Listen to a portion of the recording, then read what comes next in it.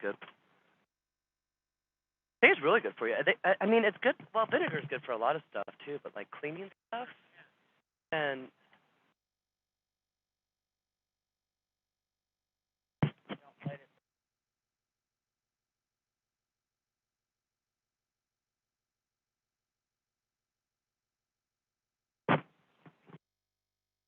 Oh, that.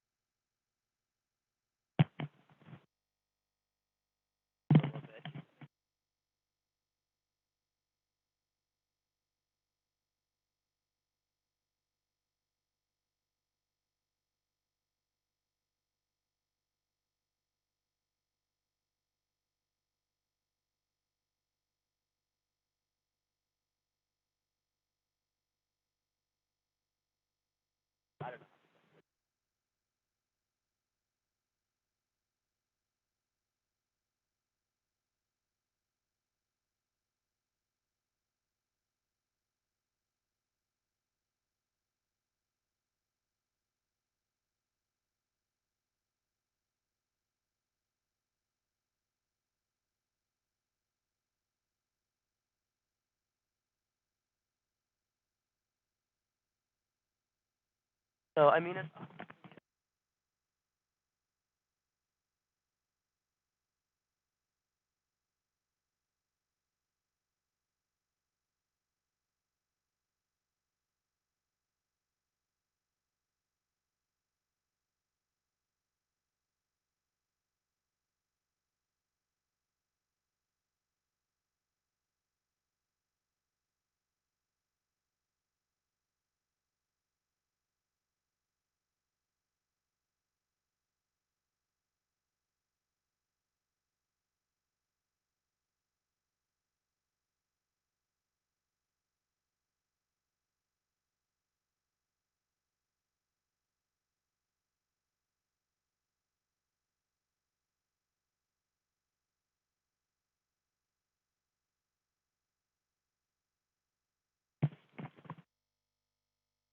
Should make sure nobody's on there real quick.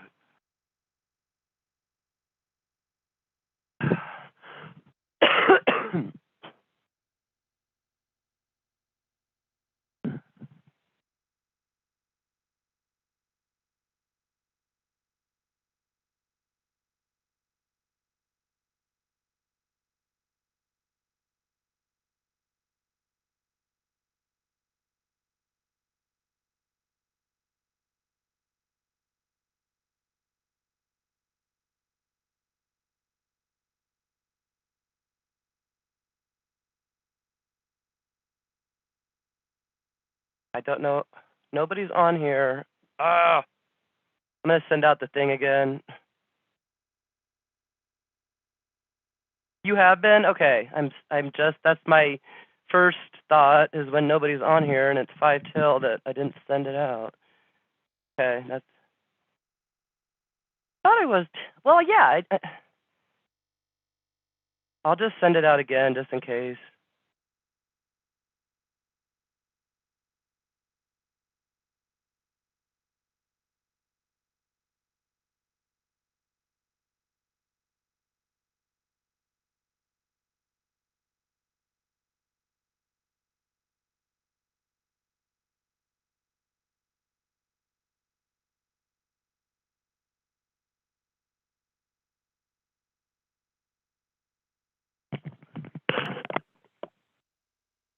I'm the first to arrive.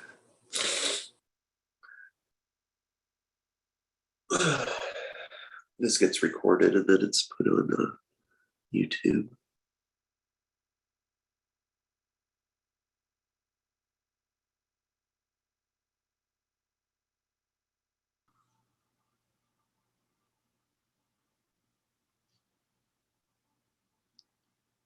Good morning. Howdy, I'm in Pueblo. Oh, I was going to say, that doesn't look like your house. I'm on a ranch. Oh, that's nice. Are visiting your A parents? former ranch. It's a former ranch. Oh, that's awesome. Yeah, the style in the food is the style in the and food are different in this part of the state. Food's superior, but it's New Mexico's influence. That would be frank. I love it. I love the food here. Food is really good over there. What I grew up on. Yeah. Yeah, same for Ryan. Oh, for sure. Yeah. Yeah, I forgot. Yeah. That's awesome. All right. Morning, Jennifer.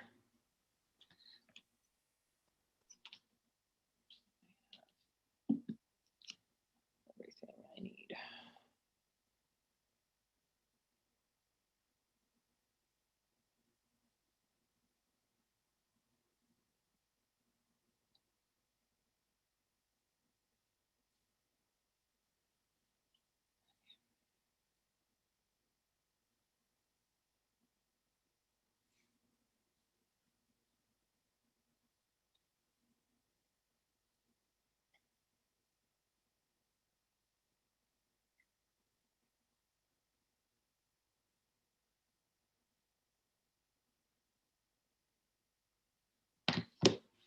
All right. Excuse me. Waking up.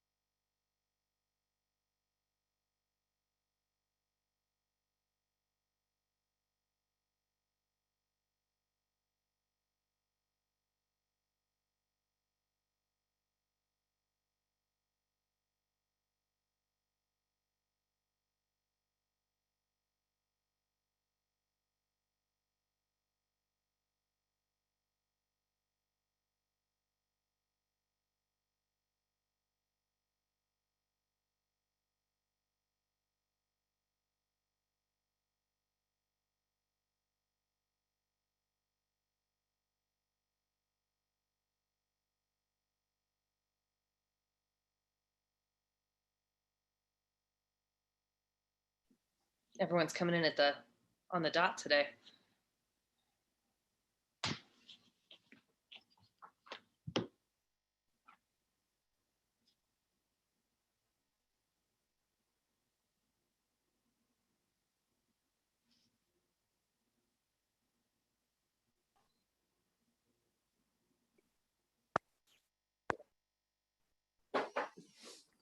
Everybody. Good morning, everyone. Good morning. I also can't find my glasses this morning, so it's going to be really awesome. So if you see me like this a lot, that's why.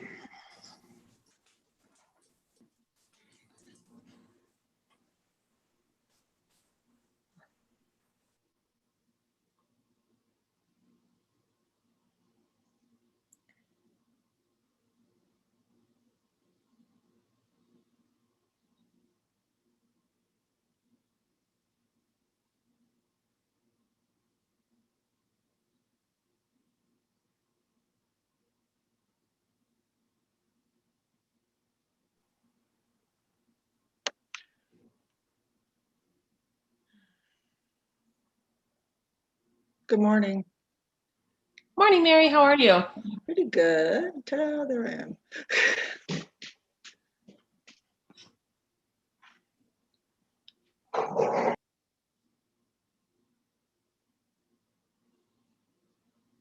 I'll give it like another 2 minutes or so.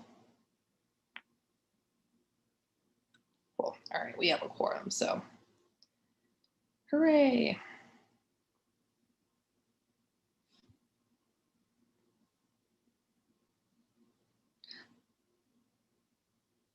Morning, Paul. Good morning. Should make it so that your picture at least like rocks to wave or something, Paul, you know? A little bit more animated. Why? Because I constantly have movement. I'll be me in a minute. Or make it blink.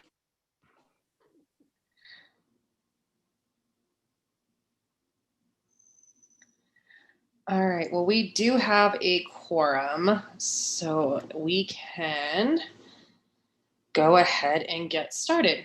I'm just going to pull up the agenda. All right. It is Wednesday, August 4th, 2021, and it is 8:01 a.m. And I call this meeting of the Georgetown Business Promotions Commission to order. May we get a roll call, please? Kevin Kuharik, Here. Steve Skalski, Here. Mary Smith, Here, Paul Boat, Here. Amanda Cooper, Here. Kyle Rutten, Here. and I think that's it. So much. All right. The only addition to the agenda that I have is a quick one. For the end, it's for the calendar, and it is the chili cook-off. And we can add that to the end. Are there any other additions to the agenda this morning? Okay. Can I please have a motion to approve the agenda? so moved. And a second. Okay. All in favor? Aye. Agenda is approved. Audience business. Members of the audience will have 5 minutes to present any matter of concern to the commission. No official action will be taken at this time. It does not appear we have anyone in the audience that I can see. Jen, are you aware of anyone that's going to come and talk with us this morning? Okay, awesome. And welcome business owners.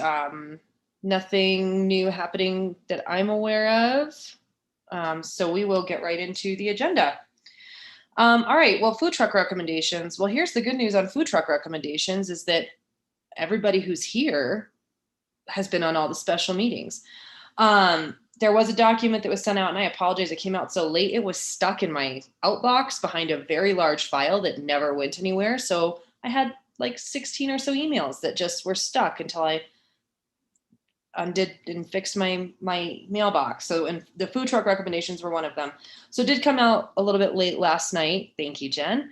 I listened to the recording twice from the work session that we had, and I listened to the work session with Board of Selectmen as well. And so this is kind of the conclusions that were drawn from during those conversations. So before we polish this up to get it to the Board of Selectmen, if you haven't had a chance to look at it, we can go through some of the fine points really quick. There is a couple things we need to settle on because they were not settled on in the other work sessions. I don't necessarily want to go through it line by line, but I will. First off, did anyone have any feedback on it after if they were able to look at it? I know it came out late, so.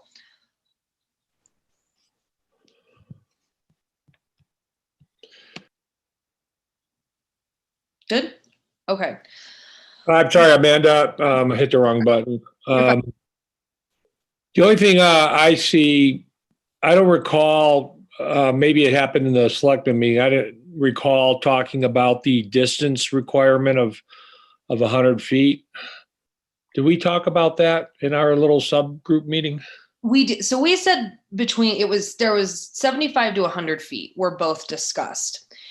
And the reason that I put 75 feet in there, and I will caveat this, I did not get a chance to go measure, was I was considering Strauss Park and Christmas Market and vendors like that set up like the community center And I did put in a caveat down the way for them, but I was trying to make sure that we didn't tie them into this as mobile food vendors and exclude them from previously,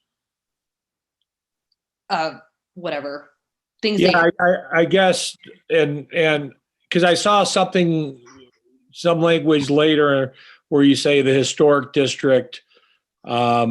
I forgot what the wording was.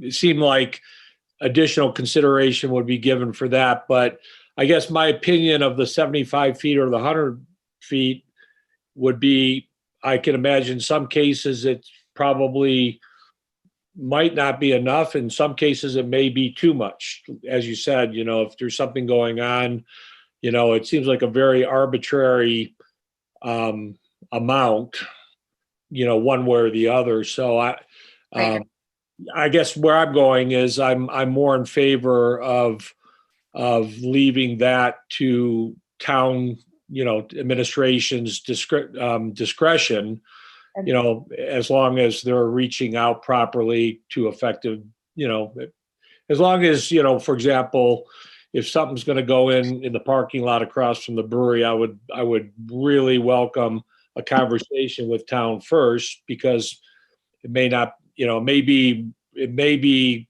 more than 75 feet. I don't know. I haven't measured it, but it may not be something that would be good. So anyway. Just really fast, Jen, I noticed that Gary is listed as an attendee. I don't know if we want to promote him to join in the conversation. I think he just appeared. No, and so I'm sorry, back to your point. In the listening of the recordings, there was some discrepancies in our discussions, and discrepancies isn't the right word. We got stuck on a few points. And so I wanted to make sure that I was representing the consensus of the commission well. And if we want to pull that out, I think that would be great, because I think that will enhance the ability for this to go through smoothly. Because I do think that there's instances, for example, if 6th Street is closed, that you would want to potentially put a mobile food vendor somewhere on 6th Street that could, and very likely would be within, when Lucha's open again, if Sweet Easy's open, and and those are just a couple of examples. 511, Happy Cooker, all of that. The mobile food vendor is going to be within 75 feet. The historic district's not that big. We're going to hit within 75 or 100 feet of somebody. So if we're able to make this case by case and allow Jordan, her due diligence to go to the businesses and say, hey, so on this day for John Denver days, and I'm using this as a very arbitrary example, we're going to have Bob's Mac and Cheese right here. Are you cool with that? Yes or no? But I also want to make sure that we don't end up with one person that's consistently shooting us down and making it really hard for her in these moments of, special events to do this. So I'm cool with taking the language out, but it felt like from the discussion that everyone's wanted some type of language in there. So if the commission is good with that language being removed, I think it will make the ordinance flow a lot better. Yeah, I kind of lean, I'll speak first. I kind of lean towards not having it and leaving it up to town's discretion. And if, for example, the town has one objector always, for every single event, that doesn't preclude the town from issuing the permit. The town can use their judgment and say, well, it's better for the entire town to have it there, so we're going to have it there. And you have one, as we typically do, one upset or multiple upset people, but that's not reason to not do it, right? And then the other language too, I'm sorry, Jen, do you mind putting it back up on the screen? Thank you so much. I appreciate that. So we're good with the removal of that language. So public property is designated by the town of Georgetown. With town approval, we'll leave that in. And then the placement of the mobile food vendors shall not infringe upon the daily operation of a brick and mortar. Is everyone good with it reading as such? Do I have thumbs ups? Okay. And then private property with permission, with written permission from the owner, licensing requirement will still be enforced. We'll remove the 75-foot rule. The other thing that was very important from a lot of the discussions was if 6th Street is open, not having them on 6th Street or in the historic commercial zoning district. We could combine the 2 bullet points here and here to make that 1 bullet point. That was obviously a big point of discussion within our work session, and then something that was also touched on in the Board of Selectmen work session, that town staff and the board, our board, we don't want to see a permanent place food truck. And obviously, if there was a situation like we ran into last year, that would be handled on a special basis. But just on a regular Saturday, having parking taken up by a food truck is not the goal of any of the commissions. I did put in nonprofits, and this was not in any of the discussions, so this is a good time for us to talk about this. And Kevin, I thought about you a lot when we were having these discussions and bullet points that you had made. Sorry, Steve, go ahead. Well, I'm sorry, before we go on to nonprofits, I guess, it seems like the right checks and balances are in place here, because it's kind of a little bit conflicting, and I think the town can, make good decisions on a case by case basis. But for example, if permits are issued for 10 consecutive days in a row, I would think that would kind of preclude a food truck, for example, to be on 6th Street, because that would be kind of sort of, semi-permanent. If it came back every single day and was there, unless for a future event said we're closing down 6th Street and it's going to be parked right in this certain spot, and 6th Street's closed for 10 days or longer or something like that. So I don't have a point. I'm just kind of making a comment there. I'm thinking out loud. No, and that's a fair comment. And so to that end, I think that if the food truck was going to be there for 10 consecutive days, the placement of the truck would be really important. The placement would be, obviously, it could potentially be in the historic district, but it would be not occupying the street in any of those times. And again, we had really long discussions and we didn't settle on a number. So now is the time, if someone's like, we want to do 7 or we want to do 14.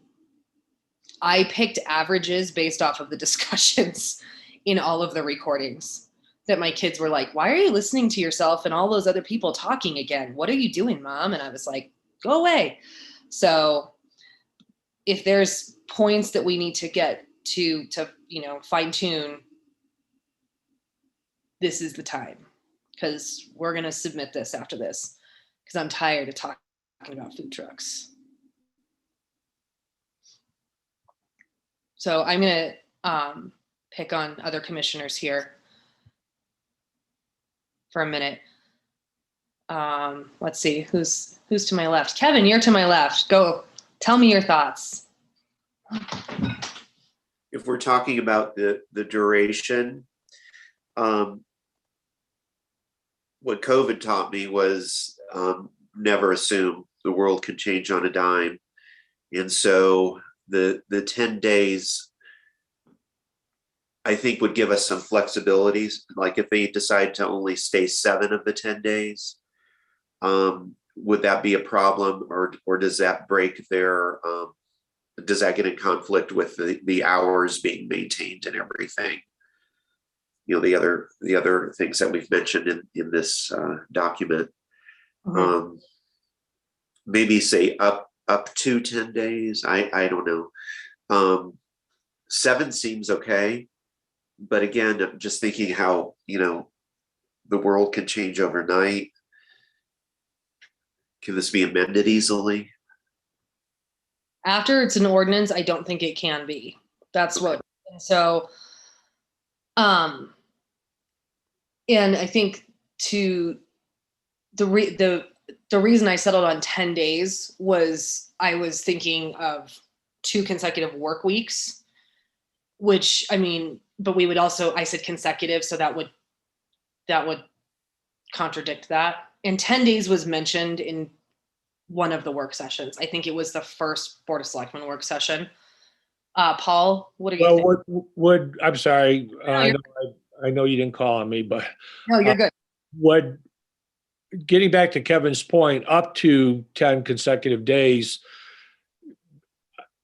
would it allow the town to be able to use more discretion, meaning depending upon what the circumstances situation is, they could say, okay, it's appropriate, we're going to issue you a license, but it's only going to be for 5 days. And I'm not sure what the use case would be for what I just said, but at least that precludes them from having to always agree to 10 days. Maybe there's going to be times where it should only be for a couple of days. And maybe the food truck only wants a couple of days and the food truck says, oh, I can get 10 days, sign me up for 10 days and I can leave whenever I want. And then it kind of gets a little goofy that way, I think. I see what you're saying, and that was not my intent. I was thinking that it was a maximum, so I need to clarify that language, and I apologize. That was a bad on my part. Kevin, go ahead. Maybe like the mask ordinance with the county is it could be extended. Maybe the possibility of an extension past the 10 days or the 7 days is available. That way it gives you the opportunity to be nimble as you learn things or the situation changes, but maybe, extensions not to, maybe like 2-day extensions are available not to exceed 5 extensions or something like that. So the language currently says the length of the time a mobile food vendor is allowed to operate as follows, and I will change it to up to 10 consecutive days or 4 consecutive weekends. Extension of permit may be granted by town staff if mobile food vendor is in good standing. And when not in service, mobile food vendors must relocate to town of Georgetown event parking near the lake or on private property with permission of property owner. And so I will change the language. Are we good with the 10-day maximum, or do we want to reduce it to 7 days? The ultimate goal from what the conversations that Jen Jordan has had with some food trucks is that they're not willing to come unless there's pretty much a guaranteed revenue stream for them. And that's also why we have to be conscientious of the fact it's not like we're going to have like a fleet of food trucks infiltrating the historic commercial zoning district soon. But we do want her to have the flexibility to say during leaf season if she wants to try and get one up here. And so they are very specific, though, that they need to know that they're going to make money, and they're slightly skeptical. And I do think that it would be a mutual benefit, not just to the guest experience, but to the food truck, obviously. But if we need to reduce this and go 7 days, because currently it's 4. And so we just need to settle on a number. Steve, you're muted. Yeah. Or If- not. If I'm looking at it from a food truck perspective, 10 days would tell me, if I'm a smart guy, I can do it over 2 weekends. If I start on a Saturday, I can end on a Monday, the following Monday, and get 2 weekends. So I would say 10 days is more beneficial to the food truck. And so that would be my opinion. And I 7 days may prevent, or it may make Jen's job harder, I should say, potentially, right? So make her job a little bit easier if we really want this to work. And then the other thing I just want to make sure of in your language, the truck must be removed, when not in service. I just want to make sure that means kind of at the end of your hours, you clean up and you move versus at the end of the 10 days, right? Correct. And that was a discussion that Mary and Jen and I had yesterday about the potential of if it's like a weekend permit, if they were off like site, and I'm going to use the town hall parking lot again, or the one across the street from you, that they could potentially just lock up and go. When I talked to Randy about this, just double checking that the town of Georgetown event parking was the ideal spot for them. And he said that he was good with that. It seemed to me that the preferred action would be that they remove their truck daily. But I think that maybe that would be more of a Board of Selectmen discussion at this point. I think that they're going to be the best people to decide that particular piece of language. Mary, what do you think? You can certainly leave that up to the board. However, I think part of the discussion that we had with that was if they're going to be reopening their doors, so to speak, the next day, that, you know, their truck or their trailer could stay there. I think that might be putting an undue burden on some of the vendors, and that's your call with that. But if they close down at, say, 6 or 7 o'clock at night or whatever their hours of operation are, and then they're going to reopen, you know, less than 12 hours later, or, you know, reasonably the next morning, do we really need them moving it back and forth, back and forth, back and forth, setting up again, whatever noise is involved, where pretty much they could just, you know, lift their gates or their, whatever you call them, shutters, and start to roll. But if they weren't there on a consecutive basis, absolutely, they had to move. So, and if they became inoperable, they had to be moved or towed. So that was part of the discussion too. They weren't going to sit there unless they were in business, you know, today and tomorrow and whatever. I see Kevin's hand up, and then I'll go to Jen. If you had a mobile food vendor, let's say, set up shop in one of the stalls in Strauss Park, I think it'd be a real hassle to set that up and break it down every day for that model of vendor. I think it'd be much easier for somebody to just, like, you know, put a tarp across the opening at night to sort of protect their stuff than to set up and break down every day. That would be really tough. It'd be tougher than driving the food truck off that's self-contained. But we're trying to appeal to different vendor types, like hawkers and bicycle vendors, and there may be those people set up in Strauss Park. So we just need to think of all the different models. Mm-hmm. No, for sure. So we might be over. Everybody just froze. Go ahead, Jen. Sorry, everybody just froze. Can you hear me okay? Yeah, you're good. Okay. I was just going to be in agreement with what everyone is saying. In my research and talking to mobile food vendors, the more accommodating we can be, if we actually want them here, the better. Obviously fitting within this structure and what we're talking about. So I think if they have the option, if they're going to operate in consecutive days, to not move back and forth on a daily basis is the better way to go to appeal to them, while still fitting. Everything has to be cleaned up. It has to be neat. It can't be a mess, but they don't have to actually physically move, like we talked about yesterday.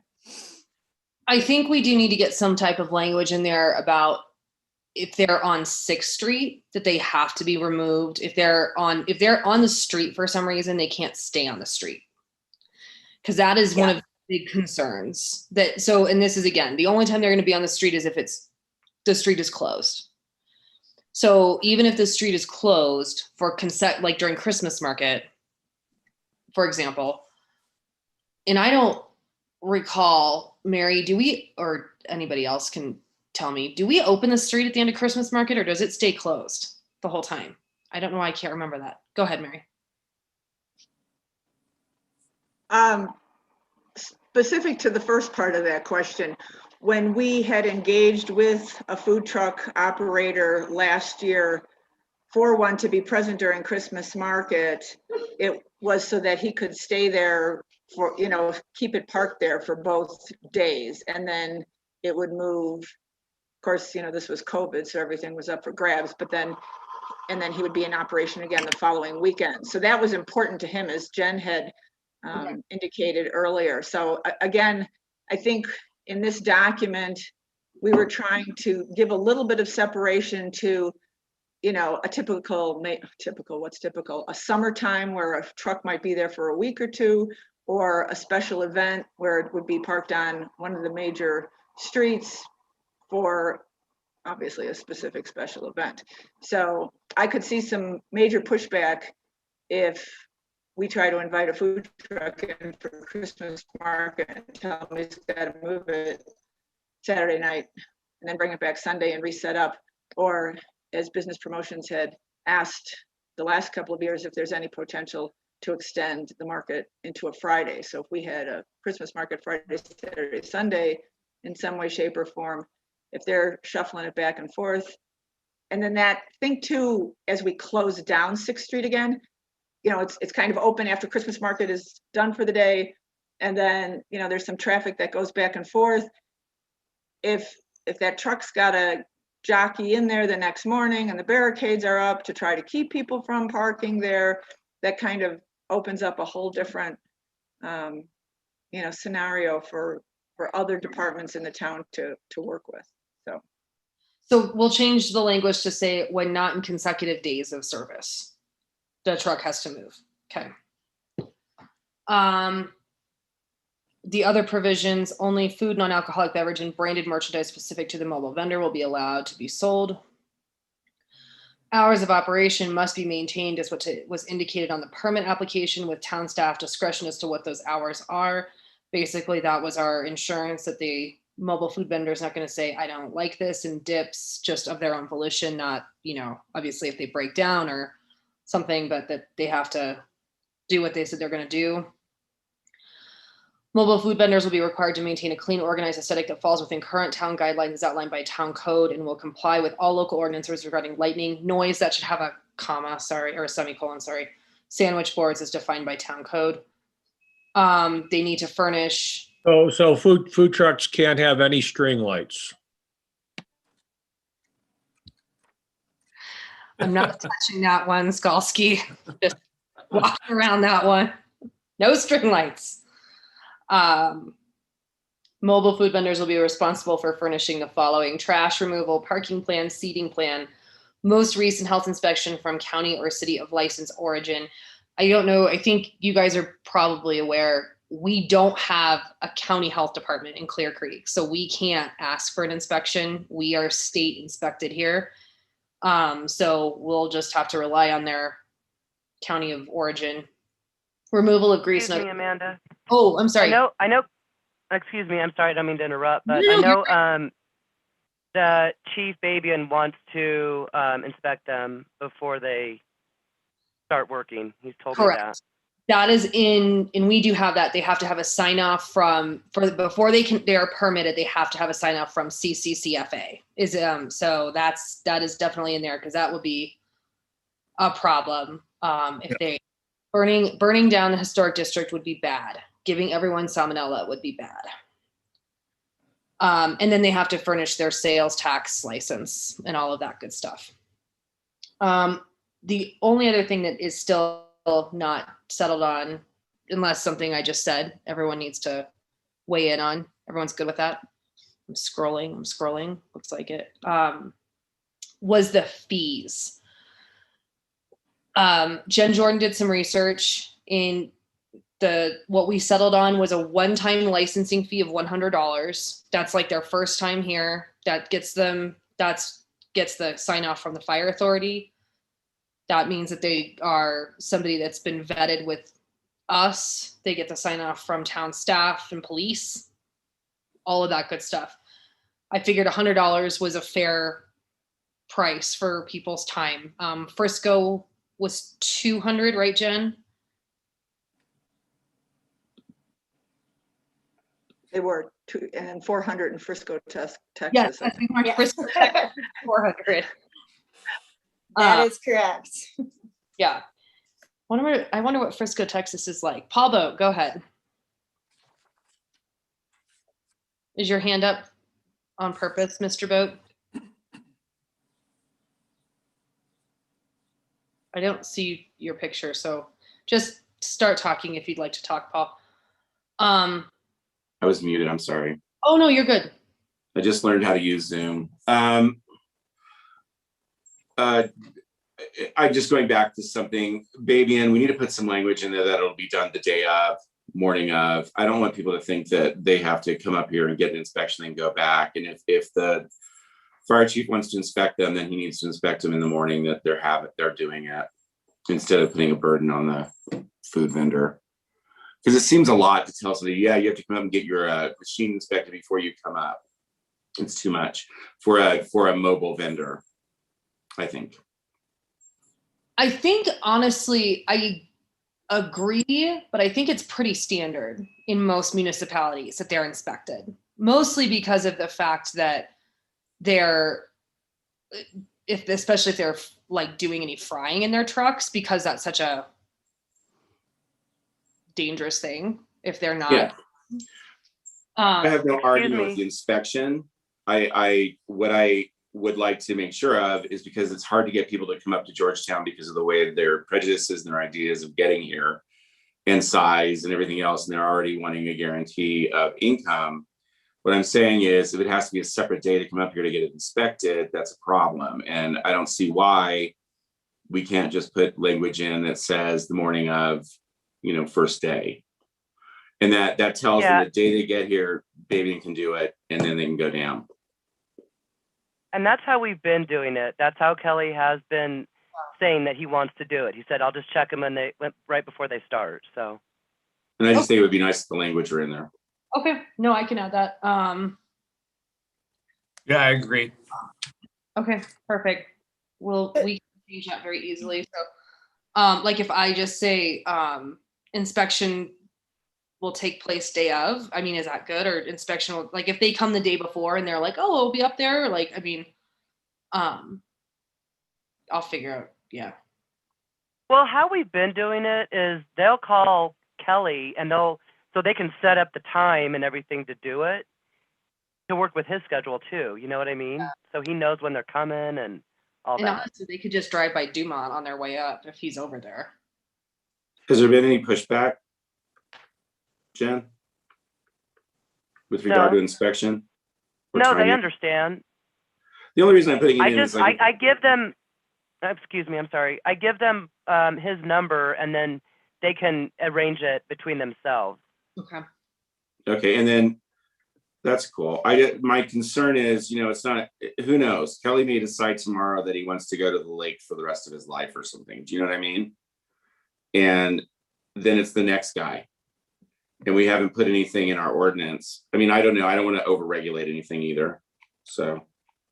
The one thing about fire inspections is that I think that there's multiple people on the fire authority that can do them. I don't think it has to be chief specifically. I think he's got, because I mean, like our last fire inspection wasn't Kelly. Like it was a couple of guys from the fire department. Okay. And so I think that there's other people that can do it if for some reason he's not available.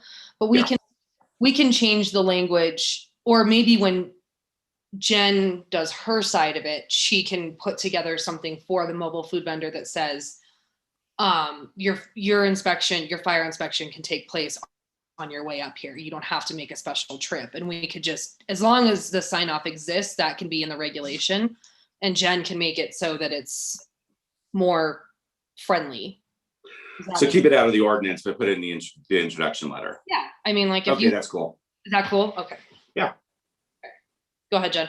And I think it would be good for that to be in there also, so that, and I'll communicate with Chief on this, but so I can let them know what they're looking for. I just don't want to have the reputation of food trucks driving all the way up here and then something is missed and they're sent away.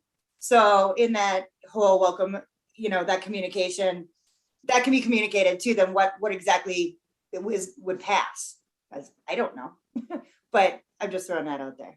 If they're signed off in the metro area, because they can't even operate in the metro area without this. So if they're signed off in the metro area, unless they're showing up during a stage 4 fire ban and they want to like have campfire food in a ring, then and the trucks that I'm talking to and working with are all very well, they're well-known established trucks in metro areas. It's not like they're off, but for some of the smaller you know, Yeah. carts and things that we are talking to as well. They might not be quite as official, if that makes sense.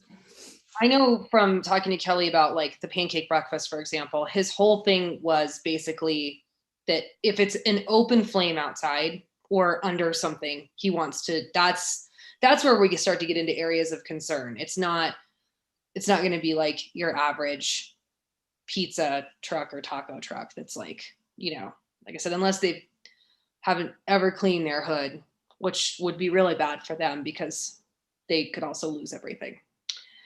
All right. Oh, Amanda? Hi. Yeah, usually the fire departments, they'll have a checklist that the food vendors can go down. They can check all these requirements off before they even have the inspection done. Yeah. So hopefully, I'll check with Kelly today and see if they already have the checklist available. They should Okay. be able to give that to the vendor, and the vendor can check all those things off prior to the inspection. that's awesome. That would be great. We can get that into Jen's introduction letter. The fees. So are we good on the fire authority stuff? I don't mean to cut everybody off. Okay. On the fees, I said the licensing fee of $100, and I said a daily fee of $25 not to exceed, and I left that open. And I know we've basically, what I was trying to avoid is like if someone's here for 10 days, that their fee is not $250 plus $100, because I feel like they don't need to pay every single day. So how, because I mean, if we're here for, as brick and mortars, we're paying, I know Jen Y has told me 25 times what we pay, and I can never remember. Oh. For your business license, Yes. you mean? Yes. You guys pay $256 per year. Okay. So, I mean, I guess we pay $256 a year. So do we want to lower this a little bit to make it a little more friendly so it doesn't come out more than what we pay? Or do we want to make it even to what we pay? Or does it, you're making money, do we care? Paul.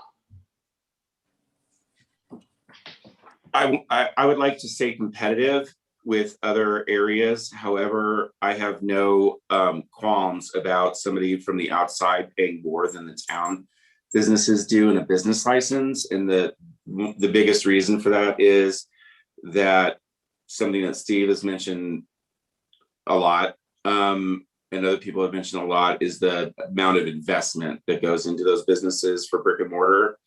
You know, and as we watch happen on a daily basis, I'm thinking, Steve, because I'm thinking of this building that's going up right now. And so they're already putting a financial investment into town, and then it's a constant stream of tax flow if it works well, and also community involvement. These are people who are coming in, doing us a good deed in that, but they're making a profit and then leaving. And I think that should cost more. I don't think that we should.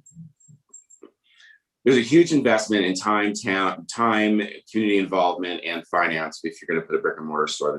And hiring people and all that stuff. It's kind of like, to me, like if you have a short-term rental and you don't live here and you just have a bunch of them, and all you're doing is, creating a small business. You're taking, and you're not actually contributing back. It should cost more. Hey, Jen, based on what Paul's saying, it triggered a thought. In your research, so I agree with Paul, and I also don't think it should be punitive where it's going to detract people from coming. And I think I don't know if a lot's the right word, but there are businesses that bring food trucks in, like breweries, and I think some of them have done rev share agreements in the past too, where there is no fee, but every taco you sell, I get, 10% or 5% of it. Did you come across that in your research with food trucks, or did that not surface? It hasn't been brought up to me by any of the truck owners that I've talked to thus far. And I'm not suggesting we do that, but I guess that would be just to think outside the box a little bit. I think it tells me it's more fair to ask them for a little bit more than brick and mortar. It's apples to oranges comparison. So charge them something that, covers town costs to, get the application, fire department to inspect it, just a little something there to make it make sense. So That's the $100 for sure. So that's a flat. And so what's the $25 a day intended to do? basically so the $100 when I wrote that was basically the administrative time for the licensing piece and I was putting, that's for Jen Jordan, Chief Babian, Marshall Williams, and Jen Y and Kent and everybody else. They're all of their time in getting this sign off, all of that. And obviously if there's a situation that Road and Bridge has to do something, basically everyone at town staff, I figured that was worth $100 of everyone's time. And then the $25 was basically the license fee that I kind of wrote, like, if you are coming, you're going to give us for one day, you're going to pay us $25 to set up. So it would be $125. But then it would only be the $100 would be a one-time fee, which I can change the language up to make sure that's very clear. The $100 is one time, because once you're signed up and you're vetted, you would never have to pay the $100 again, or you would maybe have to pay it annually. I don't know, like we have to pay. But the $25 is meant to be basically your business license fee, more or less, and your $100 is your admin fee. So basically, a food truck vendor would to have it be equivalent to what a brick and mortar place pays, they would be set up for 5 days. And if they then choose to continue to visit Georgetown and set up their operation, then they begin paying more than what a brick and mortar place does, because they're continuing to pay the $100 and the $25. They would only pay the $100 one time. Or the $100 one time, but the $25 keeps accumulating. So that's how they're charged more than a brick and mortar, I guess. So I just want to. But I think we need to cap the $25 at some point. Maybe we don't. Maybe we don't need to cap it. I don't know. Go ahead, Mary. I think the $25 a day investment on their part also holds them a little bit accountable to their daily cleanup and the return and the potential extension or invitation for them to return it another time, as opposed to paying it up front. Plus two, when Jen Jordan was doing the research with other towns, even the $100, we're well under what other communities are asking for. And I think we're kind of underselling ourselves too, but I think it's a great start. And so if we put a cap on it of $25 a day, and thinking along the lines of a 10-day permit, then that would be the cap, up to, or not to exceed $250. And then if they get an extension because they're rocking and rolling and it's the height of whatever season we're in, then it's on them. And then two, they've proven to us, that they've done a great job. So $25 a day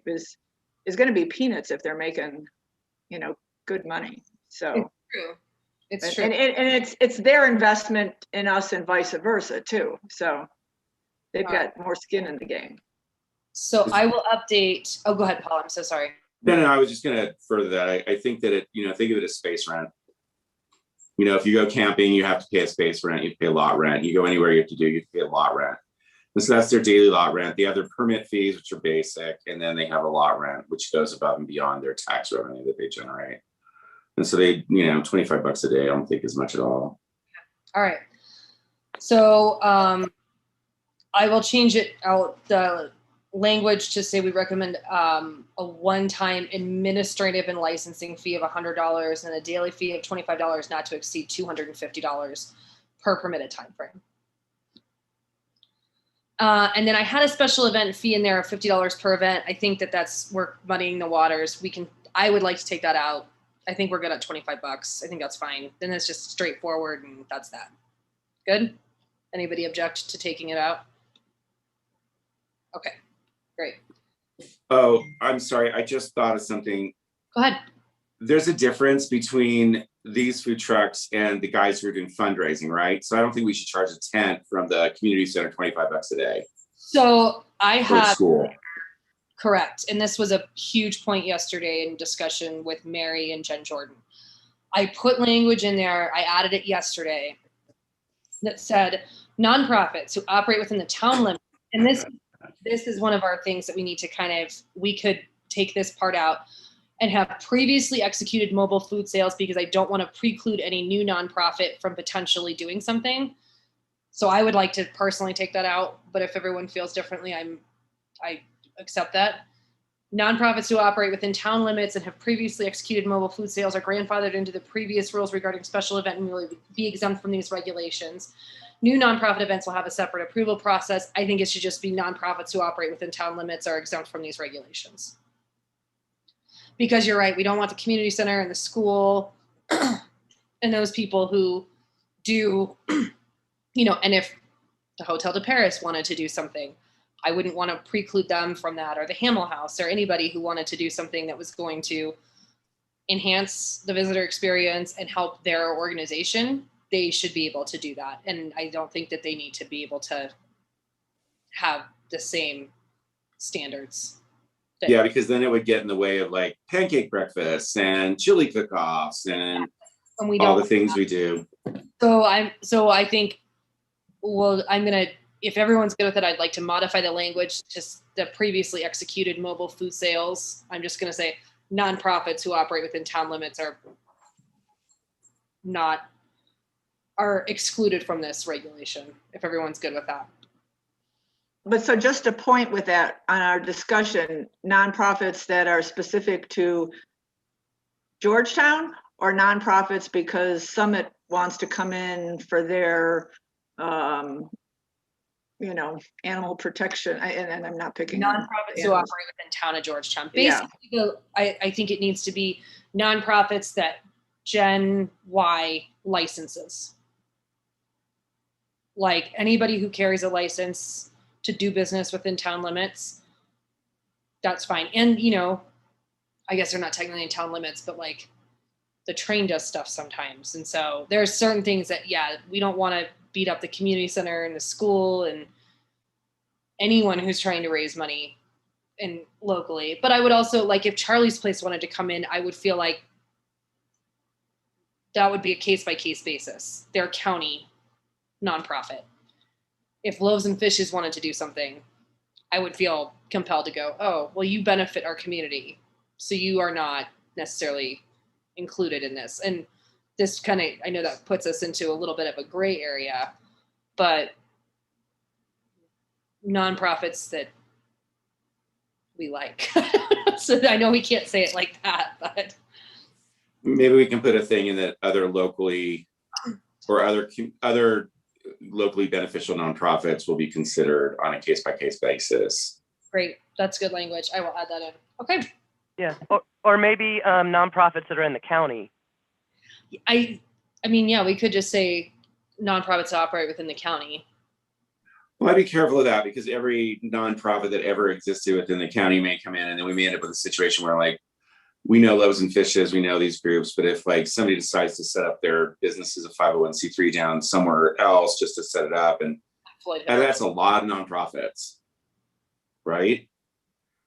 That's why I said case by case, because you could have everybody. I mean, you could have the Argo decides to set up a food, and I love the Argo. Argo's great. I wouldn't say they were a no, but it's just like today you got the Argo, tomorrow you've got the whatever their thing is, and it has nothing to do with Georgetown. It's specific to Idaho Springs, let's say. And we might want that, but we might not also. Just having them show up without does it make sense? Or operate within the county on a case by case? Is that what we're saying? I'm confused. Yeah. Case by case basis. I will update the language and resubmit for a final vetting. But I just want to, because I think we need to vote on this today, because this has to get to the Board of Selectmen by the next meeting. And so we need to make a decision. And I know we've spent a lot of time on this, but this is super important. So to clarify, I'm going to change it to the language of up to 10 days. We're gonna leave the CCFA language alone. I'm gonna change it to say administrative and licensing fee of $100, not to exceed $250. Nonprofits who operate within town limits are grandfathered into the previous rules regarding special events and will be exempt from these regulations.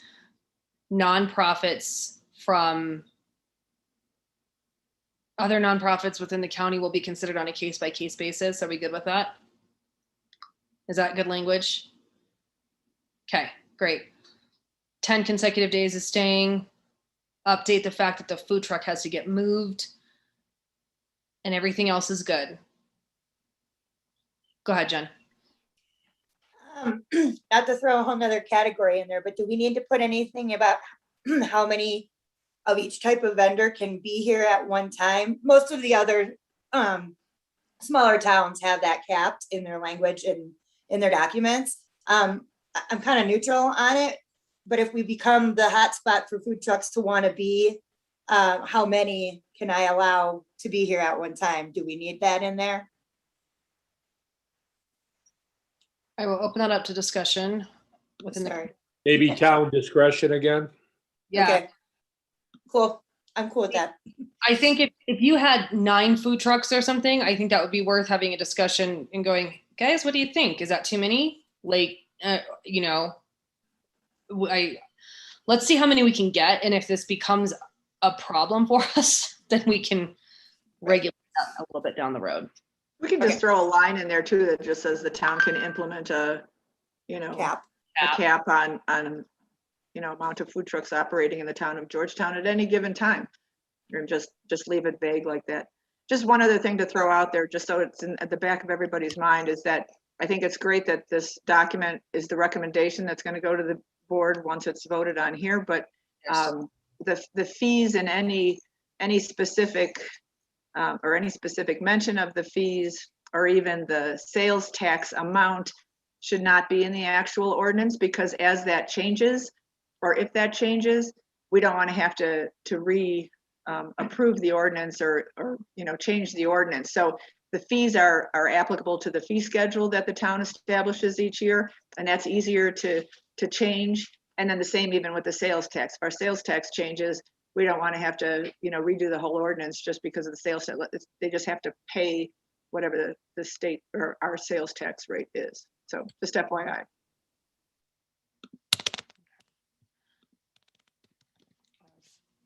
In order.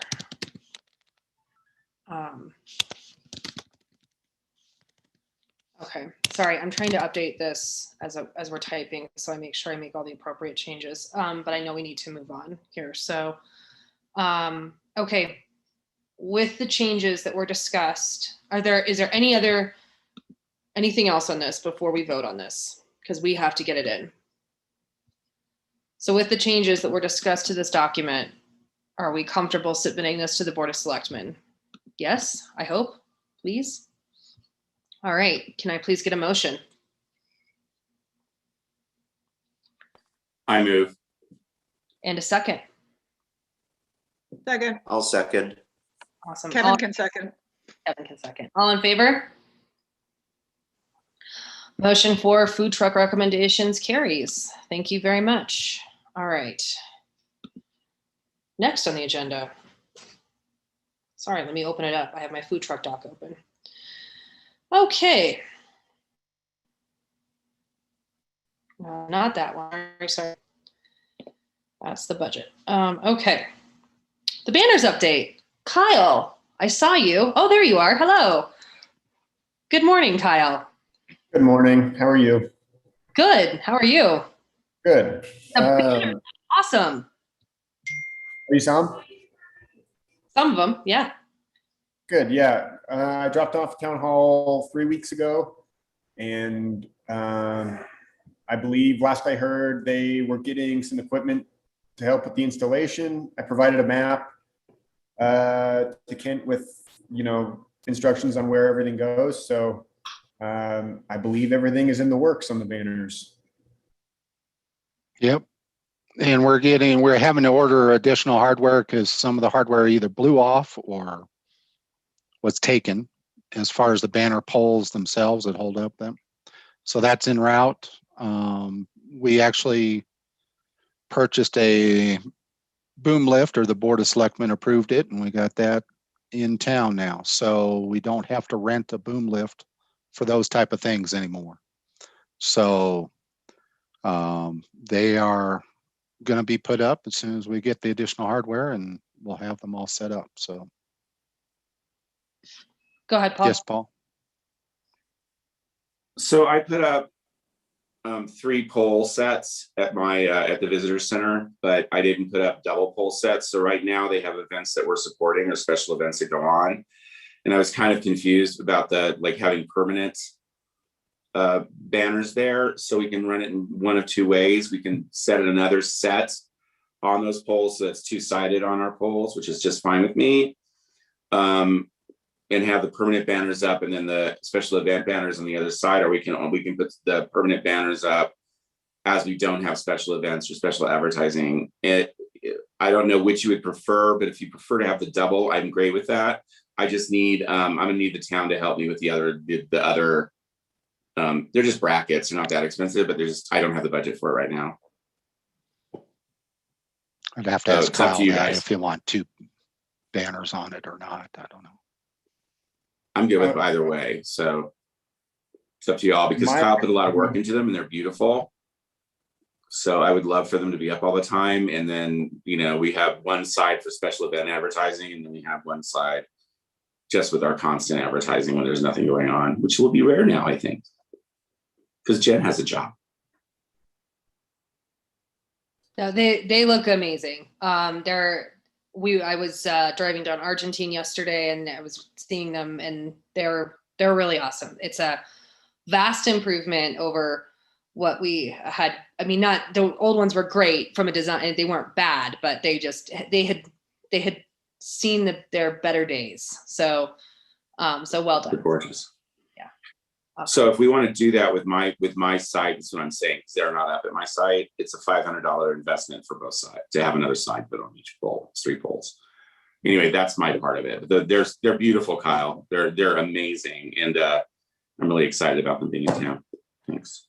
Paul, is it a big deal for you to go back and forth between them if you just put in the special events filters when those are relevant to you, and then go back to have used the ones that I created as fallbacks? Is that really a big headache? No, we have them in stock for that to happen, and I just wanted to make sure that wasn't against the intent of town, because I originally I was saying that if the town wanted to put those the pole brackets up for me and do that, we would allow it, but I'm more than happy to switch them out. It's actually it's my first intent anyway, so that's great. That would be my thought, unless anyone disagrees.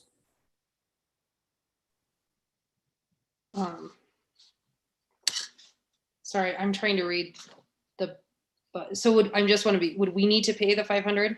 Sorry, yeah.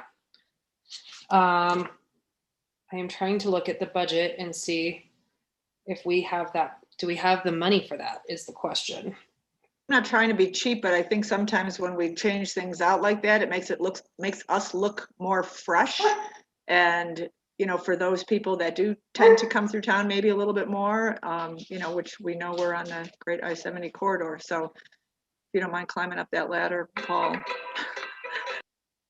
Well, yeah, no, well, that's great. It's perfect. It's what I had intended anyway. So that's perfect. So just to clarify, that would then not require additional hardware? Yeah, because right now the events we happen to have up there are ours, or we're involved in. So we have Mountain Jams, Plein Air, and then I have my workspace advertised there. And then we'll pull down Mountain Jams, I think, next month, and then we'll be pulling down Plein Air in 2 weeks, and then whoever else wants to put if it's unless it's some kind of weird thing, whoever else wants to put up a banner, I'll give them the template. They can put their banner up on our poles for the special event that's happening in town. I mean, this will be nonprofit or town events that are happening in town, not just like we're having a sale. And then I'll just switch them out and put them up. on a case by case basis, but it's great. I mean, I already have the polls up and everything, they're working, so it's fine. Let me talk with Mary Sims about our budget situation and see. So $500 would be our investment, correct? That's what I'm going to talk with her about. Yeah, and it actually might be less. I can't remember exactly what I pay for those brackets and poles. They're not that expensive. But it's about $500, and $500 for me when I'm doing this redo is a lot of money right now. So if let me talk with her and see if we have the ability to pull, because we're actually gonna, if we continue at the rate we're going, we're gonna overspend by $157 this year. okay. So why don't we could also sit on it and then see how it rolls. Yeah, if we could, since you've got another set going up after this, correct? Like So after out of this, I'm gonna pull mine down, and then I'll put those up, and then Sheep Festival is coming almost immediately after that. But that's one banner, and then but it's gonna be a constant thing. So if you want but it's nice to have just those. No, but I just don't know if that work that we put in, if you have that as like that's your base, but there's always a banner up, and now they're watching for what the banners are. It's great to me, and back to what Mary said, that's exactly keeps liveliness. But at the same time, we could always have the main banner and then a secondary banner. It's just up whatever we else wants. Just drive by there and look and think about what you want, and then you can vote on it another day. I just want to throw that out there. No, I totally agree. But let me just talk with her and make sure before I commit any funds out for that's going to be okay. So if we'll put that on the next agenda. But I do think it would be nice to have something that's cohesive with the rest of the look that Kyle did. So. All right. Anything else on banners, Kyle, before you talk to us about brochures? Nope, that's all I have on banners, brochures. I handed off to Jen Jordan. So she has, I don't know if it's the final version, the most recent version. I'm happy to continue to make changes on those. I didn't facilitate printing of the brochures just because I managed to create some headaches with the banners for Mary, the treasurer. So I'm letting the town deal with the printing of the brochures. I think that'll be a smoother process. Okay. So Jen, I think if in the last meeting, it was the direction of Board of Selectmen probably that we needed to just get 3 bids. There's some companies that we've worked with that I can get with you on the side. So if you wanted to get those bids done, I can give you the names of the companies, or Kyle, do you have like this? It's all the same companies. I have a list that we can send out for you to get bids on. One thing I'll add on that is I talked to a bunch of people when I was doing banners, like independent providers, print shops, and their cost was like 3 or 4 times what you would pay if you just went through uprinting.com or something like that. So if you just did it online, you could save a lot of money. Even the really high-end ones, like Moo is the really high-end brochure printer. It's moo.com, significantly cheaper than any independent shop. If you want to give the business to an independent shop, I totally support and understand that. But if we're just talking cost, then websites are the way to go. Cost is good. So if you wanted Websites it is. There you go. So that's good marching orders. So if you just want to pull those bids together and then you can email them, we generally go with the cheapest. That's just kind of the rule around here. So, and we are allocated for $4,000 for brochures. And I don't think, to vote on, Jen, why, or do we wait till next meeting? I'm sorry, Kevin, go ahead. And then Jen, you can answer that. Go ahead, Kevin. Is that just for printing, or is that printing and distribution? 4,000. It says 4,000 brochures. So, and then it says 200 below for distribution, but I don't think that's distribution specifically for brochures. So it might be 4,000. I have a comment. I mean, I know Sandy Jackson and Marv would mail out all the brochures to different visitor centers in Colorado. And I mean, it's got to be more than $200 because they would mail like 100 out at a time. And that's, would add up. So it's probably distribution too, which let's see what the bids come back on for the printing. And then I will go ruin our town treasurer's day with more awesome news. She's fabulous. We love you, Mary. And we'll see what we can do on that front. See how much the brochure printing is going to be before we. So Do you guys want me to grab Mary and have her talk with you guys? Yeah, she's available. Tell her. Let me grab her. She loves you. Now she wants to talk about how much money promotions needs to spend. No. Okay, I'm gonna pass over the headphones. All right.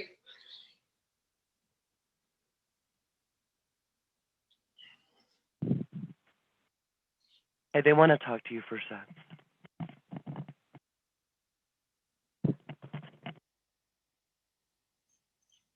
Hi. Hi, good morning. How are you? Fine, thanks. Okay, we're talking about brochures and we want to clarify, is the $4,000 that's allocated on this budget, is it for distribution and printing or just printing? No, you have a separate line item for distribution. Which is 200. Right. Did that generally, because we haven't, since I've been on the commission, we haven't done where we've had to send out the new brochures, is 200 enough to get them out wherever they have to go generally? Well, yeah, I mean, Sandy sent some out last year, I believe. Boxed them up. It's not, I want to say $20, $30 a box. So, okay. You know, one box goes to each visitor center, you know, or entity. Okay. And then, so, okay, I think that helps us. We were trying to figure out if we had, what the budget situation was like to get them finalize the printing to make sure that we don't. That's for design and printing though. Design and printing. Okay, got it. And we can talk offline, Kyle, on what that was. Unless we need to. Did you submit an invoice for that already? For the design? No, I did that as a volunteer. There's no charge on that. Well, thank you. That's very nice. Thank you, Kyle. Big savings. Okay, well, that's because you're the best, Kyle. Well, that's awesome. That means that we are financially in probably really good shape then to get these distributed. And that will be more than enough, hopefully, between the two lines to get this done. I think there are 12 state visitor centers. Okay. And so there have been. I don't know if they're all open. My next thing I was gonna call Marvin after this and ask him if there was a list somewhere of where we sent them. So I will get that information from Marvin and Sandy Jackson as far as where they go and look up and make sure there's nowhere new that they have to go. If you can't get in touch with them, I have that list too. You're awesome. Thank you. You Because guys. we're not registered as a state visitor center, but we're the busiest. So that's something, because if you're state, you're a welcome center, and that's a very specific designation. So that's something I'm sure Marv's probably looked into, but we might need to look into that too. Okay. Got it. Mary, I think the only other question I have for you is that I will come in and talk with you about, there was a discussion about allocating $500 for three more banners that could go over on the visitor center poles. I know that financially we don't have a lot of wiggle room, but I will come talk with you separately and see if we can look at finding any expenditure that we. All right. That's I'm going to try to have July's financials, and that has some bigger ticket items for you guys. Yeah. I'll try to have them done by the end of the week, and then I will just email it over to you, Amanda, and then you guys can all have it for your next meeting. Perfect. As well. Okay. Awesome. Thank you so much. We appreciate you. Okay. All right. So that's very helpful. And Kyle, thank you so much for taking that on as a volunteer. That's huge. And I know that was a huge chunk of your time. And We're really lucky to have you on the commission and your talents on the commission. So thank you so much. We really appreciate that. All right. And then Jen, if you want to just get those printing bids out, we'll look at it and go from there. All right. And next on the agenda is Jen's update. Jen, go ahead. Oh, so much food trucks is a huge part of what I've been working on. So lots of trying to reach out to many food trucks and getting some even between yesterday and today when we had the conversation, some more positive with some willingness to come up and give it a try. So that's moving in the right direction. I did get some computer software that gives me the ability to take some pressure off of Kyle, at least editing media and that type of thing. So lots of learning curve there, but working with that. Just updates to the event calendar. If there's anything you want on there, please let me know. I'm going to try to fill it in through the end of the year now. It looks pretty full through the end of August, but anything you want on there, I like it. We obviously like it to be full. I am working on some marketing collaborations with businesses in the area, such as Lawson, who pushes a lot of business to the lake for at least towards town, as well as some of the rafting companies that have reached out. I have a call today with the Houstonian magazine that apparently Texans love Georgetown, and they want to do a big article. And he says he has a bunch of great ideas. I don't know what that means. We only had a brief conversation, but I'm sure I'll have an update to that the next time we meet. Start doing some research because I saw John Denver Days on the agenda and just going through everything that's been done in the past and trying to brainstorm fresh ideas so I can effectively be a part of that conversation. I'm also in the early stages of looking at a grant and being on their webinars for a Main Street Open for Business is the name of the grant. So also open to ideas for that. That's what's going on over here. Awesome. And the I want to remember, do we call it John Denver Days or John Denver's Georgetown? I can't remember. John Denver's Georgetown. At least that's what I've seen it as. That's okay. There's a very specific thing, and I feel really guilty that I couldn't remember. So yes, John Denver's Georgetown. That's awesome. Does anyone have anything for Jen on her update before we move on? I just wanted to thank Jen for the aborted Mustang Club event. They canceled because of the weather. It was probably a very smart move, but that didn't preclude Jen from having to go back and forth with them the day before the event and get parking blocks geared up, ready to go. So thank you, Jen. I appreciate it. Absolutely. Yeah, it's been a monsoon July and August for sure. Paul, go ahead. I want to throw this out there in front of the group too. The tourism conference is coming up. I think it's in November. I can't remember. They just put it up online. There are a bunch of, sometimes there are state tourism conference. It's by the OEDIT, the Office of Economic Development, International Trade. They just got a new director for the organization. It does cost a bit to send someone there. It costs a lot more to do a booth. I don't think that we should do a booth yet, but one of the benefits of sending, I go every other year and Cass goes every year, I think, or every other one. And I don't know if this is the year, but it's beneficial to send our town person because it opens we can't apply for certain grants unless we send them there. Okay, that's awesome. That's a really and there are some grants that have opened up specifically for drawing tourism that we should talk about offline, Jen, or I can push you in the direction, because there's even one that was brought up to me. I don't know that it's a good fit for me, but I think it would be a good fit for town. And they're through that and visit Denver. There are a couple tourism grants that aren't a good fit for me that I think might be a good fit for us as a group.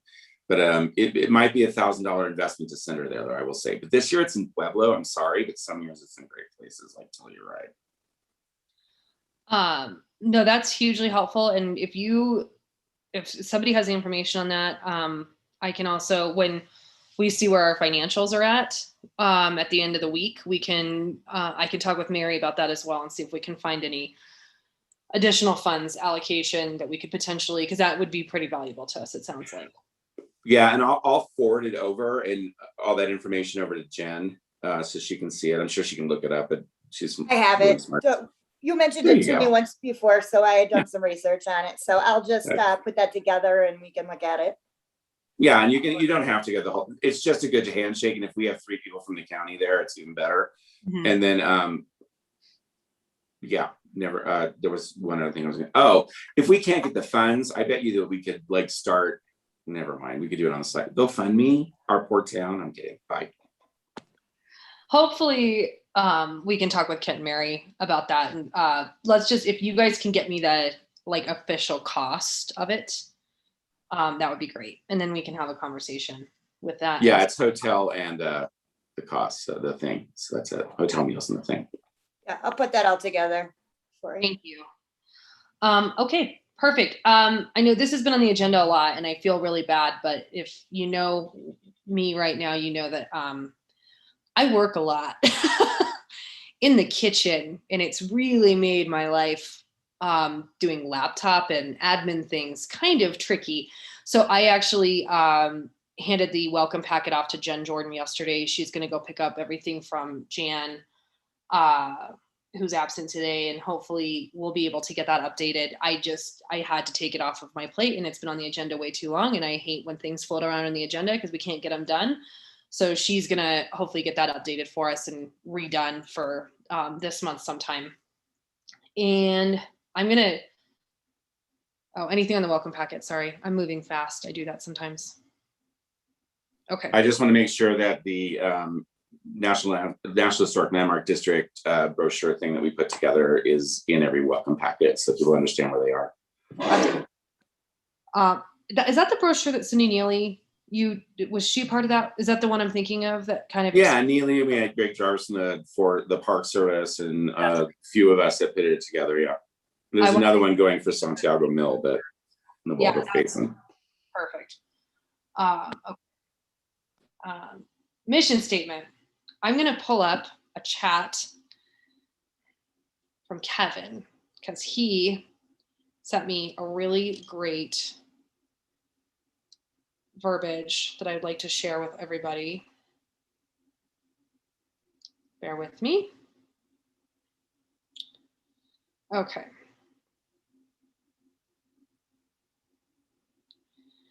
So Kevin said in a text to me after and there was, Mary also put together a really great email, which I will pull up next.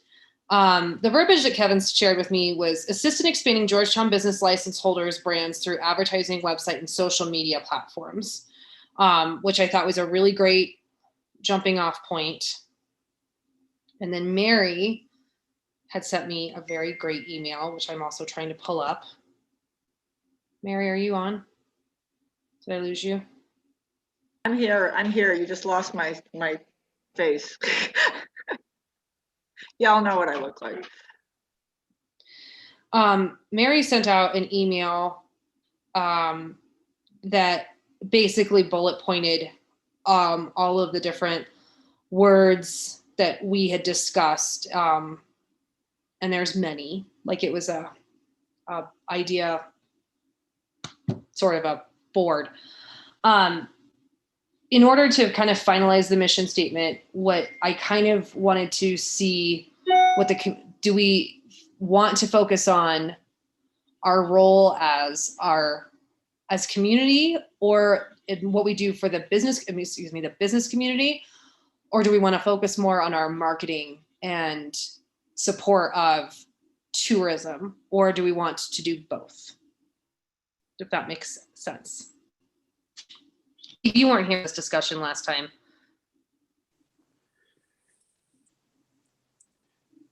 We can do both. I think tourism is our gateway drug to our businesses. I like that So, it's a gateway drug. but we have a 2-part mission statement at the museum, so it's possible and it's done.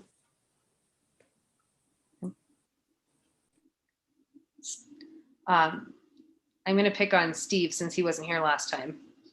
We're trying to write a new mission statement. Yeah, I'm just thinking to myself, I think tourism, as Kevin eloquently said, is the gateway drug. And would we be better off just focusing on that versus anything else to just keep driving people into town? And maybe I don't understand what the definition is between supporting tourism versus supporting businesses. But, you know, give me the bodies and I'll figure out how to sell something to the bodies is kind of my perspective as a business owner. It is a two-part. We do two things. So I think a two-part, thank you for sending me this here. I'm going to. Actually, that begs the question for me. Should we then update our title as Business Promotions Commission and expand it into business and tourism? Because maybe we're selling ourselves short, because I think that's what we naturally do. And, you know, I'm sure Steve, I know for a fact that Steve has people who go from brewery to brewery throughout the United States, throughout Colorado, throughout the world. And these are beer tourists. And so I have heritage tourism. So I have heritage tourists.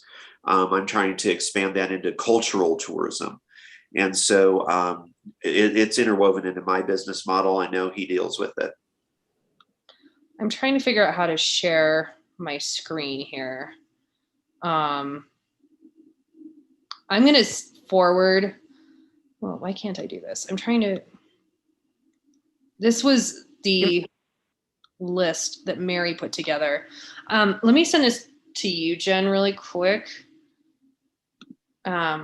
This email. You might have to take it out of the email to share the screen. That's what I'm struggling with here. Cut and paste, maybe.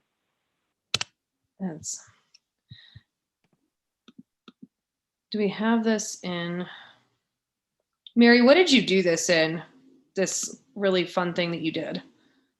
I don't even remember now. It was last month. I've forgotten July. Yeah. Blur. Yeah, and so I just cut it and pasted it. And I think I put it in a Word document to send to you because to keep it simple. Yeah. I can mess with it too and see if I can find it. Like when I try to open it that way, I feel like an idiot right now. I hate it when that happens, but. Let me see if I can share it maybe even. I didn't know if I have that capability to here. I'm trying to open I'm like, I know how to open an email. I just can't share the email with the class. Do you see, did that just come up by any chance? Yeah, there it is. Okay. So, this was all like the different pieces of our discussion came up. And then when Mary went back and listened to the meeting, she put this into this little thing. Could you zoom in like a tiny bit? I realize I don't have my glasses, but yeah. I don't know if I can change it on my screen. That's okay. So these were the words that were kind of floated during the discussion. And Kevin, I apologize. I cut you off when I was trying to screen share this. I can send it out to everybody too. And just the idea of it was from all the little phrases that everybody said, and I used the entire words of everyone's phrase because I didn't want to be subjective. And obviously the larger ones are just what keeps coming out again and again and again and again and again. And so you can't really read anybody's phrase. That's not the way this document is put together, but so you can see what the important pieces were just from our off the cuff discussion. So we obviously, this is kind of a weird subjective discussion, and it might be best to table this for 1 month and let everyone maybe write down and email one piece that they would like to see in the mission statement. Kevin obviously sent me the really great piece that he sent me. I'm looking at the chat to make sure I didn't miss anything. I did not. So, I mean, I think because we need to get something into actual writing before we settle on anything. Does everyone feel good about trying to write something down or a piece that they'd like to see in there, and then I can work on it at some point this month? And I know I committed to doing that last month, and that was before I realized I had to work on the line every day open to close, which is a whole adventure in itself. Does that feel like a fair direction for everybody so we don't sit here and spin our wheels?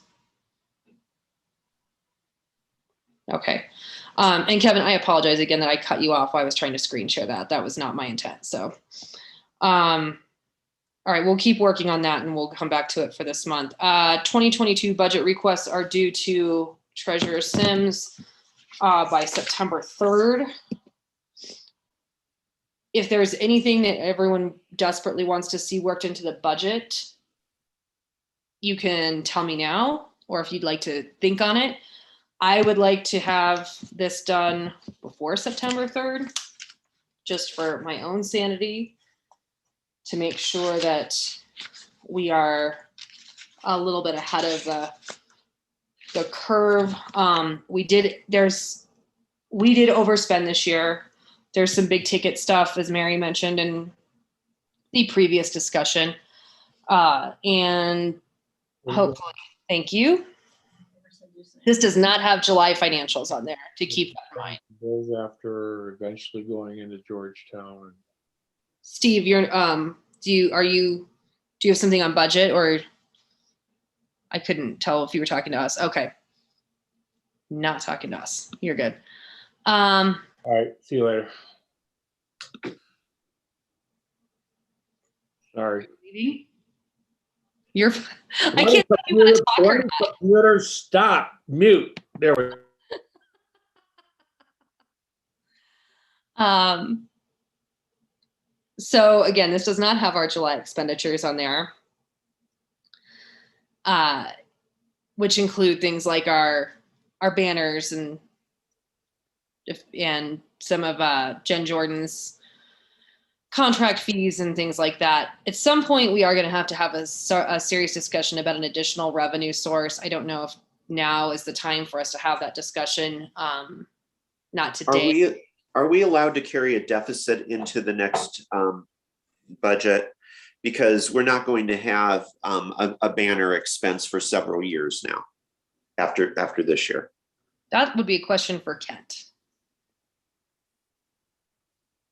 You have a cash balance within the fund. There's a difference between a few $100s and a few $1,000s regarding the banners. So, but there's a little bit of cash carryover that can be used. It's just a budget supplement type thing to take care of. But what if it's a negative cash carry over? No, Okay. no, but Okay. that would have to be something else presented to the board to handle that. Okay. So Thank you. If I could just say something, this is Mary. You do have to have 3 months reserved for your cash balance at the end of the year. So there's a little wiggle room, but not a whole, well, we won't know till the end of the year, but right now it's anticipated that you'll have a little bit extra there if you wanted to dip into your cash balance. Okay. Are there expenditures, and again, this is obviously maybe something that has to be discussed throughout the month, that we anticipate? We're not going to have brochures next year. We're not going to have banners next year. So those are two big expenditures that are going to be off of our plates. From a commission or obviously town treasurer, town administrator standpoint, are there any expenditures that we need to anticipate that I'm not considering at this moment that I should be before I actually sit down and work on this? Anybody think of anything at all?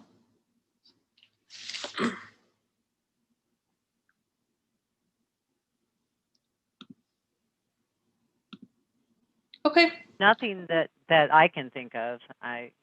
That's not already in there, unless you're going to up your special events, and then I guess also what Jen's status would be if it would go to an employee rather than a contract position, because that's got more implications and more spending there as well. Okay.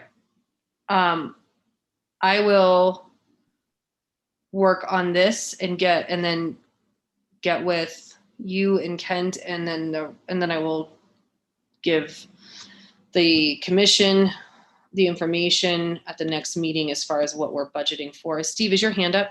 Yeah, this time it was. Is there money in the budget for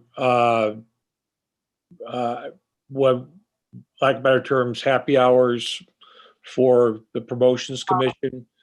I think while it's been wonderful seeing everyone's small faces on the screen, and I get the fact that we're probably going into another COVID period, but it'd be nice to have this group make the effort to get together socially, at least quarterly, if we can, just to keep the peace and, keep being able to move forward as a team. So.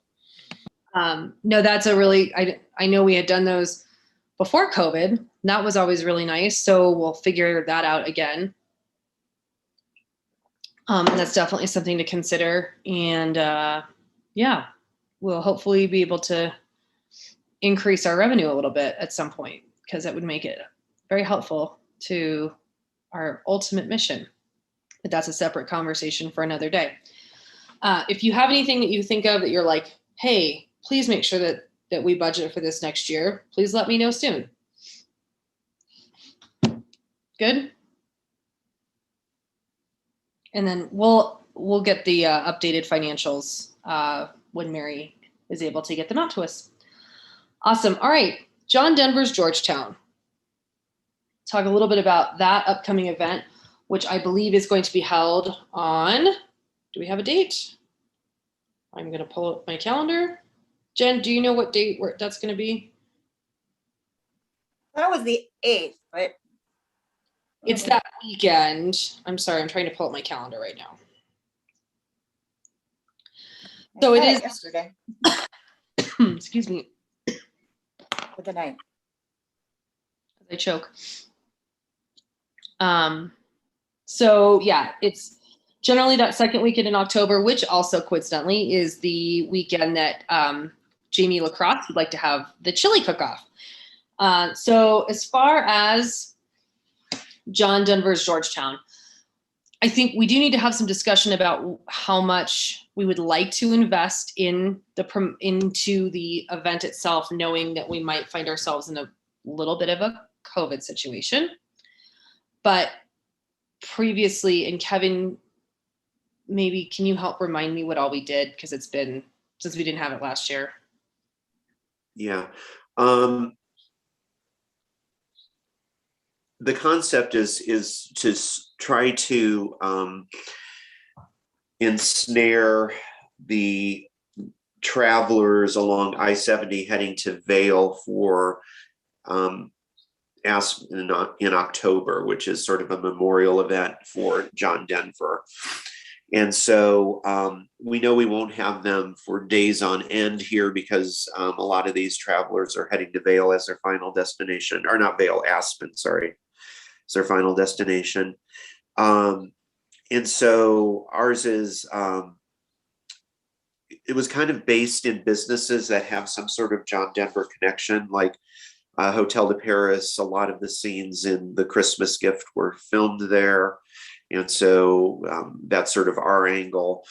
We did a live radio broadcast of John Denver music with an actress from the movie. We did that once. I know that Silver Queen Walking Tours has a John Denver themed walking tour, which is very popular, very seasonal, but very popular at that time of the year. I think we've pulled the Busy Bee cab out to sort of, showcase that. Paul, remind me what you've done. Once had a concert, which we're not going to do. It doesn't actually. And then we were playing the movie, but so few people come up and watch the movie that I don't know that I want to hold that room for it. I have to be honest with you. It's, we run that thing, we set it up, we get the room done, we have to pay for cleaning, we have to do all that stuff. And then 3 people show up to maybe watch it for a while and talk to us about how they were big John Denver fans. And so I could do it again, but I just need to make sure that there's some kind of that there's an ROI for us. And then I know Cooper's did a special cocktail. And so, really any business who wants to participate can. And so maybe that's where we start, is maybe helping businesses brainstorm as to what they can do to participate or contribute to the overall vibe of the event, which is very casual. It is. It's not, and I know it's so weather dependent that weekend. And that weekend, so also it did coincide in 2019 with the chili cook-off. And that was a really, really beautiful weekend. And it was also a huge leaf season weekend for us. Because I went back and looked at what that looked like for us. That was our very best October days we had ever had in the history of being open. And the town was jumping, because I remember being in Strauss Park and I was like, oh my gosh, it's crazy today. So maybe we could talk about trying to do something on Library Stage and doing, using that. But it is a super weather dependent weekend. Just as a kind of a caveat, Aspen is doing their John Denver their celebration October 6th to October 12th. So the big weekend, and theirs is always a little bit longer. So the weekend event starting on the 8th is probably good. And we've had I think we had vendors come. It wasn't a lot, but we had a few vendors, and, mostly people just put up signs, and there was, if we could maybe do some landmarks and get the Busy Bee out if the weather is good, just little things that we can do. It's not a ginormous event by any means, but it's, like, as Kevin said, it's very casual. But right now, Jen, probably brainstorming with the businesses is a good idea, and making sure it's on the calendar. And also including the fact that the chili cook-off is that weekend too. And on the chili cook-off, Jamie, so right now the goal, and I don't want to misspeak because it's certainly not an event that I'm planning, but Jen, if you want to get with Jamie Lacrosse, I don't know if you know her. She and Justin, who's on the commission, own Rose Street B&B. And she, I don't want to say, I was going to say she cooked up the chili cook-off. That was going to sound weird. She brainstormed the chili cook-off as a fundraiser for fireworks in 2019. Was it 2019 that we did the chili cook-off? I can't remember. I think it was 2019. And basically the goal of it was a fun event. Anyone could compete, not just restaurants. It was locals could compete as well as restaurants. And it was held on a Sunday morning in Strauss Park. This year, it sounds like she's teaming up with the sheriff's office possibly to do something on that front, but I'm not 100% clear on what the philanthropic benefactor would be for the entry fee. The entry fee is basically all to charity. And so I think the entry fee was $150, and that all went to different charities. Not different charity, excuse me. It went into a fund, and it's probably still in a fund for town of Georgetown. And so she'll let us know what the benefactor is, but it's a fun thing, and it could coincide just a little bit. We could kind of, I don't want to say like merge them, but it could be used as another sort of add-on for the event. And hopefully, the restaurant that should have won won't get robbed of their prize. I'm joking. We were Cocktails. we were There- people's choice, damn it.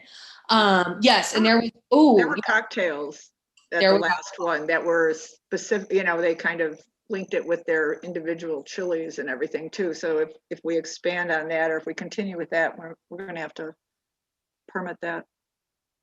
it was, yes, maybe that's a really good reminder. It was chili and a cocktail. That was how it was.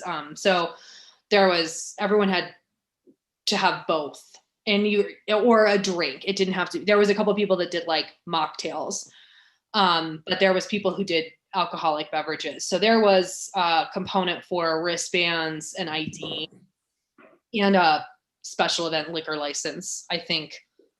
The trust. Pardon? The trust did it.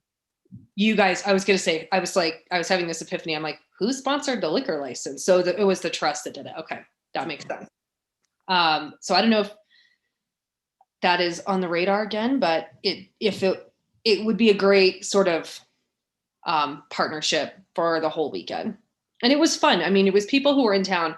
There was a ton of non-locals there. It was a super fun event. Like, it was obviously a lot of locals, but it was definitely also heavily populated by people who just happened to be in town. And it was a cool fall day, and it was amazing vibe. So I definitely would love to see this come to fruition again. And the commission, we definitely should support this any way we can. So hopefully Jamie will come talk to us next month and let us know what we can do to help her out with this, because it is 2 months away. I will get you her contact info. Is there anything else for John Denver's Georgetown? I've been on this a long time. You think I'd remember what we call it? I apologize. Just real quick, I know we've talked about this before, or even other people throughout town. It would be nice, and I know we don't really have tons of money in our budget. Darn those Board of Selectmen. But if there were some reusable posters from year to year to year that, had some pictures and had some landmarks. I think Kevin just mentioned that a little bit a while ago, as far, whether they're placed specifically throughout town, but just people that more information in a fun way, or even the cab, even with the Busy Bee cab, put some people in the back of the car or whatever. So maybe Jen Jordan can kind of look into, I don't know whether they'd be life size or whatever, but it would, it's gimmicky, but it would draw attention to it. And if we take care of them, we do this every year now. This is kind of a thing we do. So Well, Steve produced a poster one year for this event. Do you remember that, Steve? I have the copy of it, of Yeah. the poster. I really like it, so I'm hoping we can just update it and reuse it and do a similar type of thing that Steve did with it, if he wants to. I think you sponsored it and then they were sold. Is that how that went, Steve? Well, yeah, we put I think we put our logo on as a sponsor, but we didn't charge anything to anybody, and that was in return. And I think businesses could sell it, if I remember correctly. That's what I got from it. But we can certainly update it. We've still got the artwork in the file and everything. And if we want to change it so that it's more generic, and we can take the brewery off of it. If we just want to make it kind of a town poster, I'm fine with that too. So. Okay. Well, yeah. So if you want to start working on the marketing pieces, obviously, first and foremost, and then because it's such an informal thing, we don't necessarily have to have like a big schedule. And obviously there's also the Delta variant situation that could impact our ability to do fun things. So When hopefully, I add it, oh, sorry, Amanda. go Sorry. ahead. When I add it to the calendar, is it the whole weekend? Are we promoting it? Is that to be determined? How do I? We did it, if I recall, and Kevin or any other commissioner, please correct me if I'm wrong. I feel like we did it Friday and Saturday was what we had done, because so there's everyone's going to Aspen for the big pilgrimage, which is like bananas. And so we're kind of just like a pop-off stop. I mean, honestly, I don't even think the majority of the folks that came through for it stayed. Yeah, they pop in, they pop out. So probably having it on 2 days is wiser than on 1 day.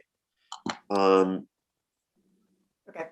And the date, yeah, it's always been a weekend. I can't remember if it was Friday, Saturday, or Saturday, Sunday, but that's sort of determined by the dates of Aspen in October.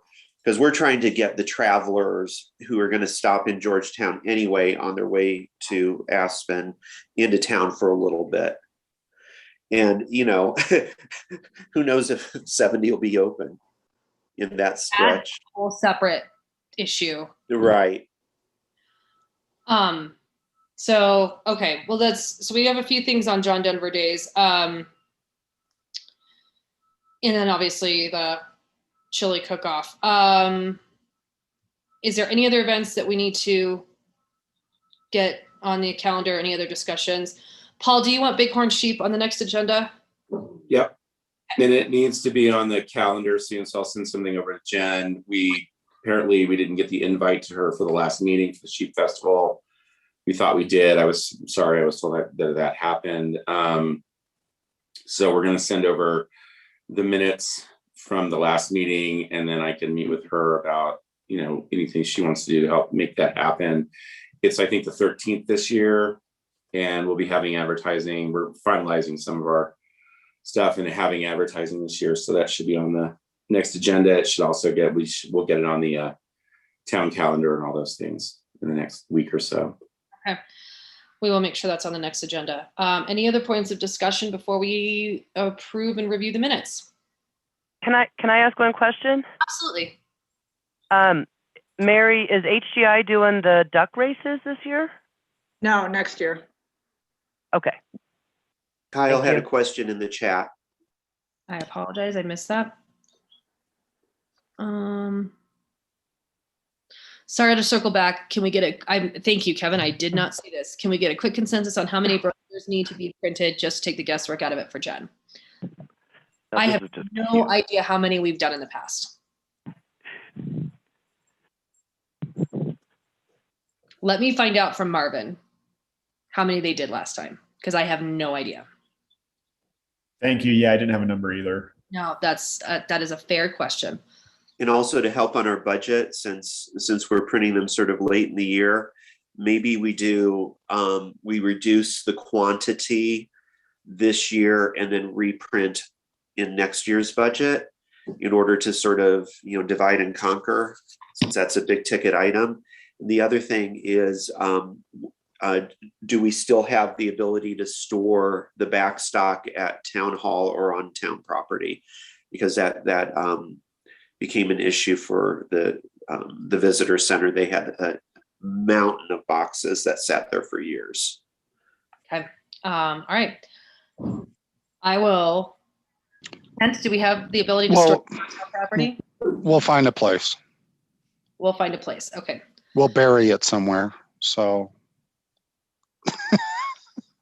then we won't be able to find it. So Yes. They were like at the Centennial Mill for a while, right? They were like in the, I don't know. They were. yeah, they were at the Centennial Mill is where they were located. So They moved from me, right? right. Like we can just put them in the old Missouri. We'll figure it out. No. They make really good rodent nests. Oh no. Well, the old Missouri. Sometimes I have to do the bell at the old Mo on special days. It's trippy in there. Okay. All right. Let's do the minutes, friends.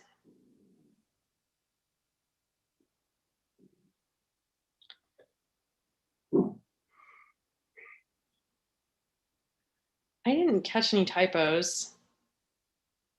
Did anybody catch any typos in the minutes? I will say I did have, so I wanted to make sure Sid doesn't be on this meeting, and she said that everything is ordered. So that's good.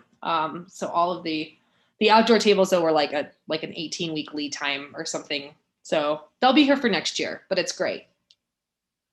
So awesome. All right, can I get a motion to approve the minutes? So moved. Thank you. And a second.